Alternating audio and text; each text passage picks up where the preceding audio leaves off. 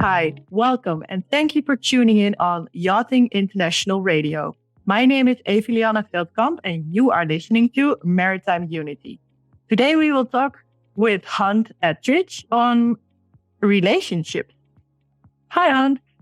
Hi, I'm so glad to be here. Very nice to have you on our show today. First of all, I hope I pronounced your name correctly. Absolutely perfectly. I'm not going to try the same to pronounce yours perfectly. So you're better than I am on this one.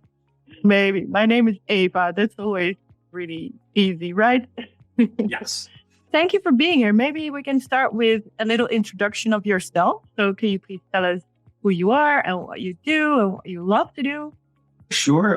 But my name's Hunt Etheridge. I am I guess you call a love expert. I am a dating coach, matchmaker, advice columnist, consultant, built a couple of companies, and I love it. I love being in the industry. I've been doing it for over 15 years now. And even my own tagline is changing the world one smile at a time. It's the little things. And I love the fact that my job is to make people happy. And I am lucky enough that I'm married with 2 little girls. I can learn things in my work that I bring into my relationship. And there's things that I can learn in my relationship that I can bring into my work.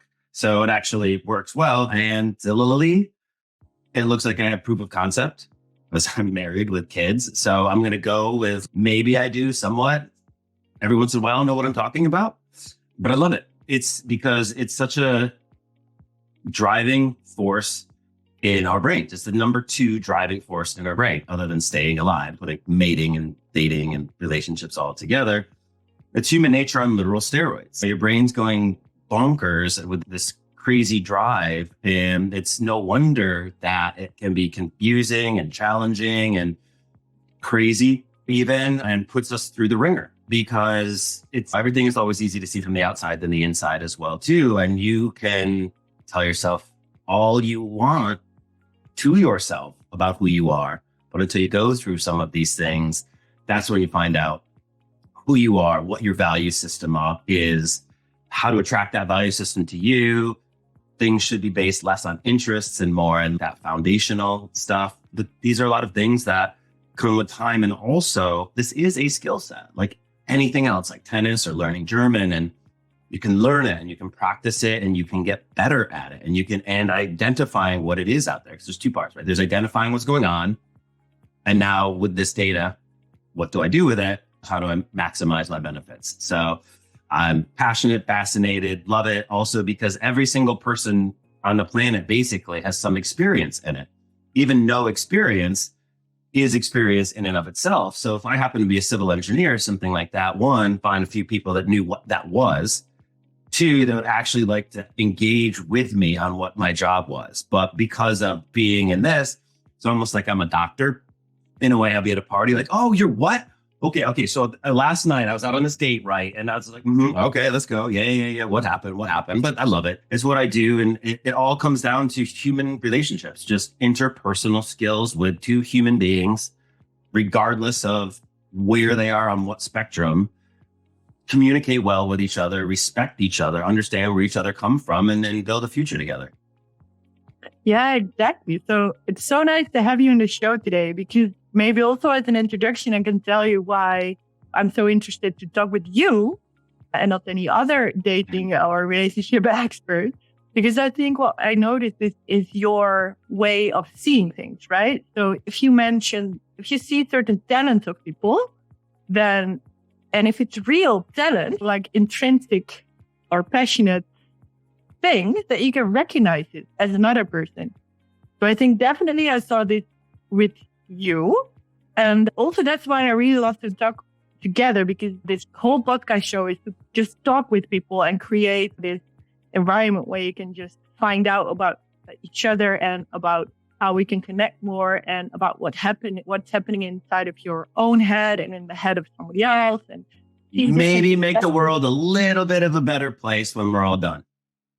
Exactly, because this is like the motivation that's behind or below it all. Because I really dearly believe that how more you learn about other perspectives and other people, the more you will love each other and grow together. So Preach. talking about love, maybe this is a better title for the episode, by the way. Can we talk about love in workplace? Because I'm sure a lot of people came across this, and especially in the maritime sector, your workplace is also a very closed environment. And you have a lot of different people coming in and coming out. And sometimes you just connect with people more than with another person. Yeah, what's your take on this topic? And a lot of folk in the maritime industry are also young and fit and tan. And what are you going to do? And adventurous. Adventurous, absolutely. Yeah, because I don't come from the yachting industry myself. I worked on a container vessel, so merchant marine. Then I always try to fit into this world of men because, it's a very male-dominated work. Like 98%, I think, like the maritime industry, 98% men. No, there's 0.2% women. 0.2.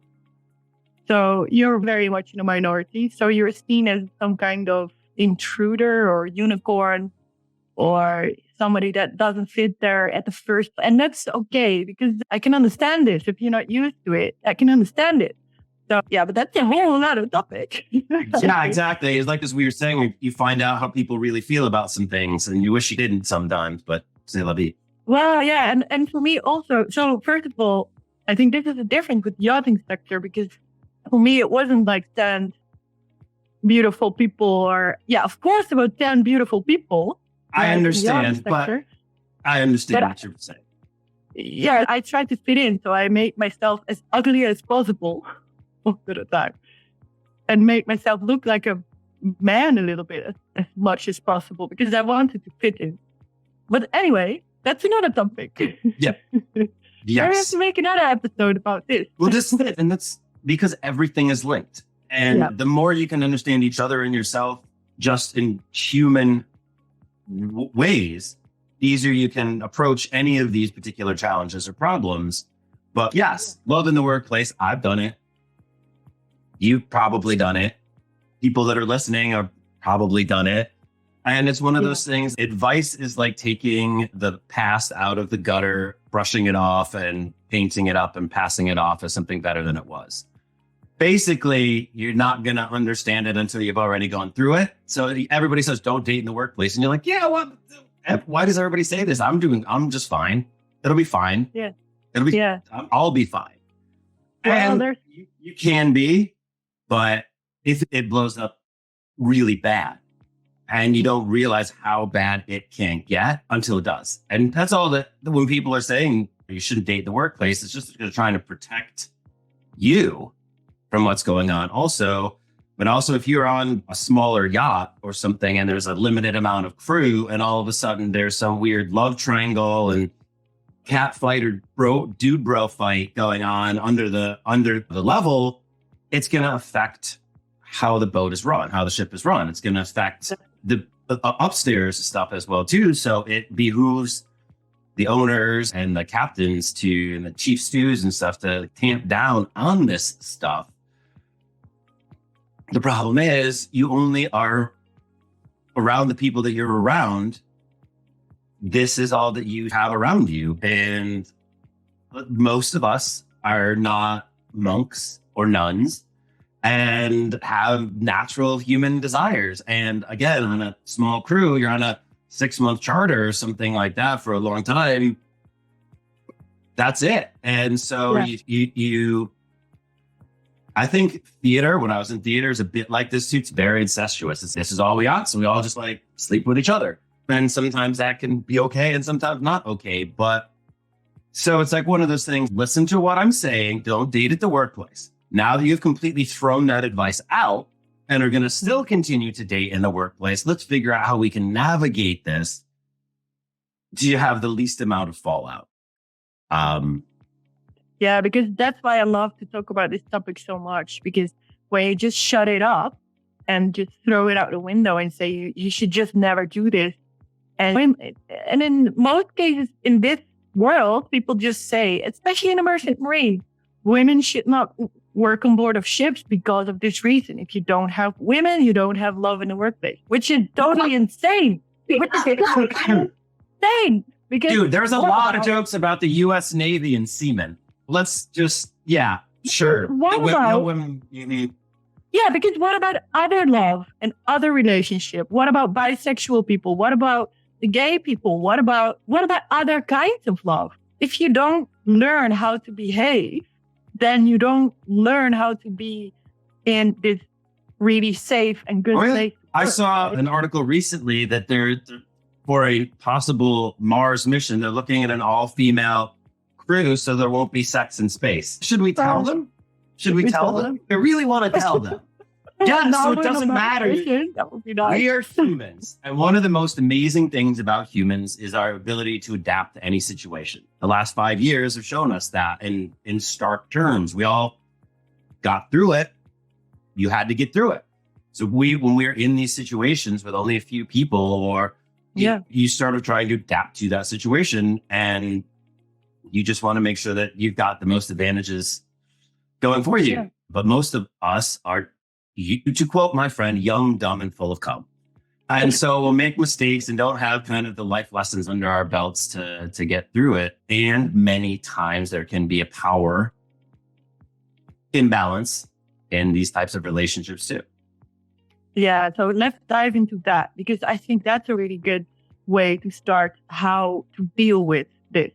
Because talking about love, everybody can understand and everybody can relate to the feeling.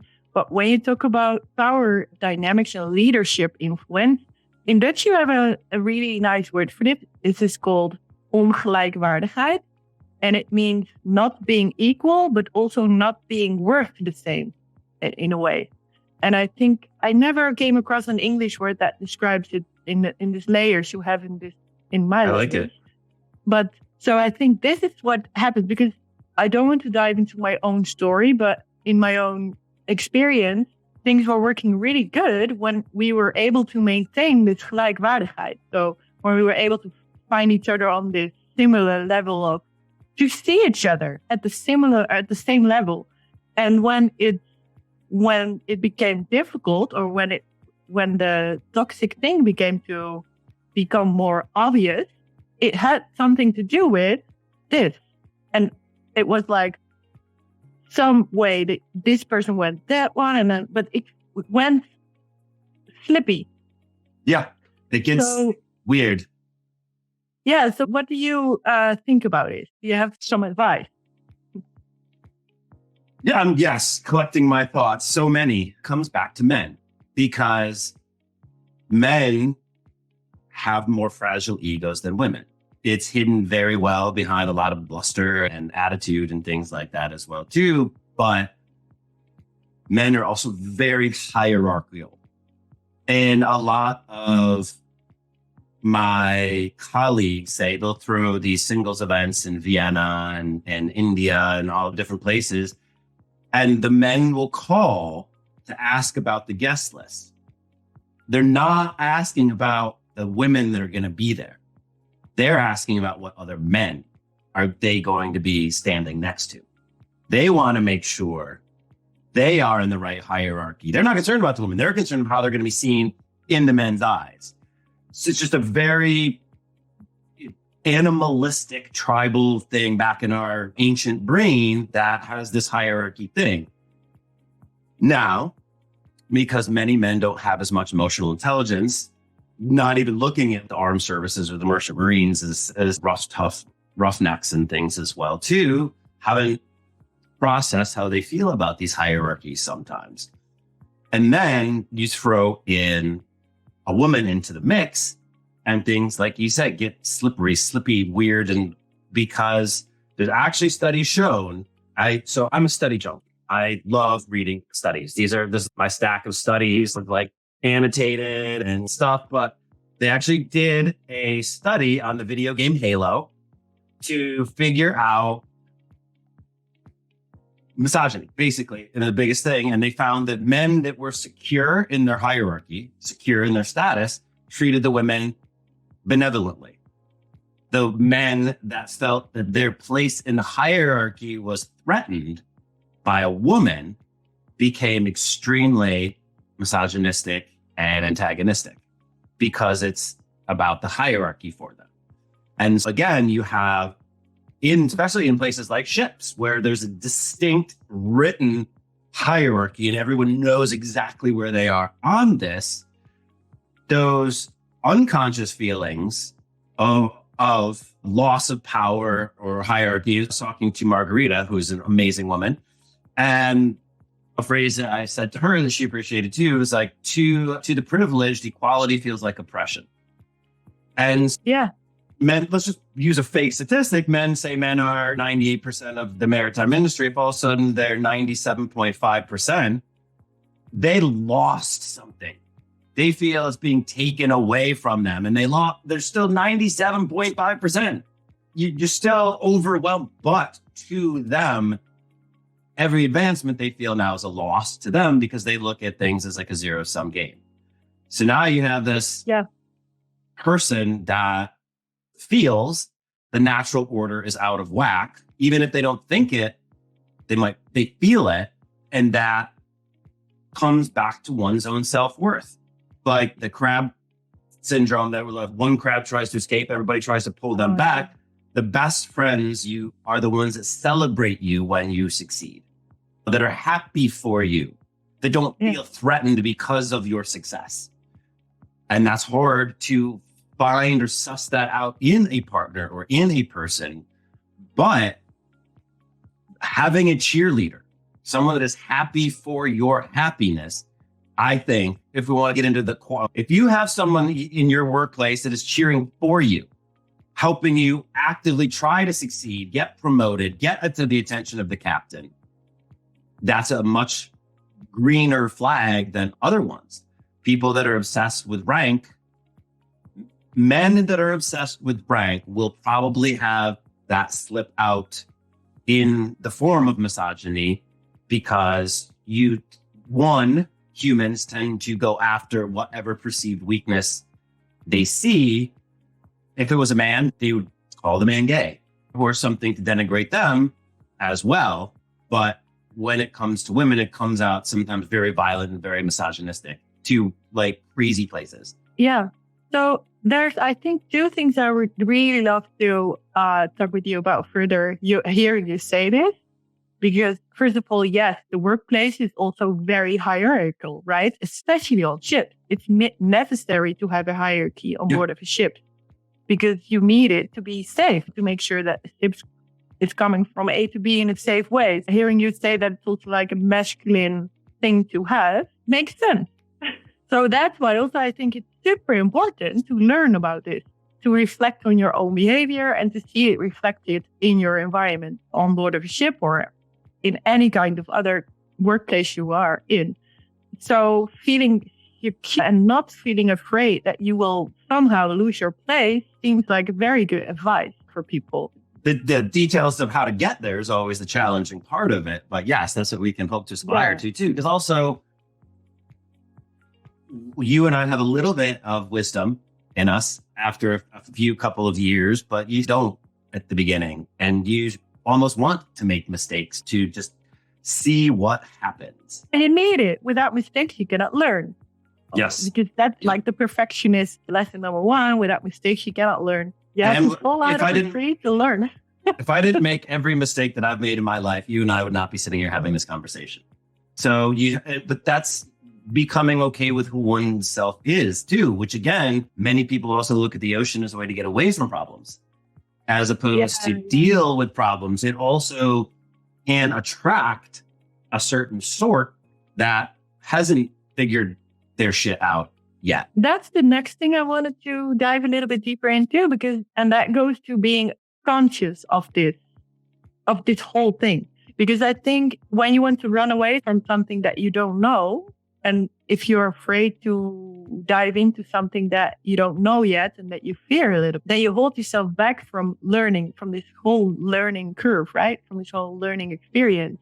When you're conscious about it, you can do something about it. And I think definitely when you feel the urge to escape, then the sea is a very big and nice place to go to. But also it shows you maybe that, at least in my experience, the seafarers that I know have a big longing for adventure and to discover the unknown. And the biggest unknown is the unconscious. With the biggest unknown within yourself is the unconscious, so the dreaming part of your being, so to say, if that makes sense. So, 100%. Yeah, so what if you can actually speak to yourself in your dreams and I've done it give yourself once, but I've done it. Active dreaming. Yeah, so you have to be conscious of the things you're not aware of. And I think this is such a big lesson number, I don't know, one, to self-reflect a little bit. From your mouth to all of our God's ears. Yes, that would be great. Self-reflection would be a wonderful thing. Polonius says, know thyself, right? Easy. Yeah. But it's the hardest thing that there is out there. And also because you used the word fear. Fear's strong, very strong. And fear of pain is usually greater than the actual pain itself. Like you think about going to the dentist or just even a party that you don't want to go to. This is gonna suck. And you get there, you're like, nothing so bad, all right? Because it's a human survival evolutionary trait to avoid things that are fearful. But one of the things that blew my mind, because we associate pain and fear together as well too. One of the things that I do is I take people out into the real world and in New York City to just practice talking to human beings, interacting, be social, practice telling stories, questions, things like that. And so let's say back in the day, I bring a guy out and he would talk to four women and it didn't go the way he wanted it to, and talk to the fifth one and say, you got a phone number or something, like a good interaction, something like that. It's great. So you had a 20% win ratio there, right?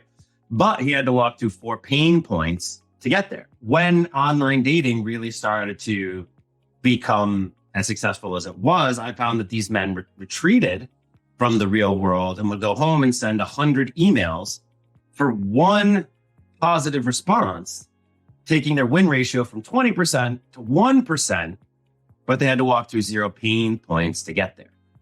So people are more pain avoidant than pleasure seeking. Again, evolutionary trait. If there's 5 ways to get to the watering hole as a jaguar, you remember that one. Now that we have this knowledge that this just already exists, like what do we do about it? How do we counter that? And it's a lot like working out. Working out, so life is pain versus pleasure. We move away from that which is pain towards that which is pleasurable. But because we're irrational creatures, we also need to turn that upside down sometimes. And a good example is working out. The actual physical act of working out is pain. But what we do is we link it to the future pleasure of how we're going to look, how we're going to feel, how we're going to be perceived, whatever our own particular carrot is. So it makes that pain doable. And after a while of that linking together, so you get like the runner's high and just pain is weakness leaving the body. Like I used to row crew. Like you have to get through that on the other side of that pain. It's horrible. It makes that current pain, the process, doable, livable. And so we, as a dater, it can be painful. It can be uncomfortable. You can have fear of loss, fear of all of these things in your head, but you have to figure out what your future pleasure is. Being in a relationship, being in love, having kids, being married, whatever your own particular care again is, because you have to be okay with the process. If you avoid the process or you hate the process, you won't get anywhere. None of us will. We won't do it if we don't like it. And so all of us have to figure out a way to and reconnect with ourselves in the process so that we come okay with we start to, if I'm feeling uncomfortable, that means I'm growing.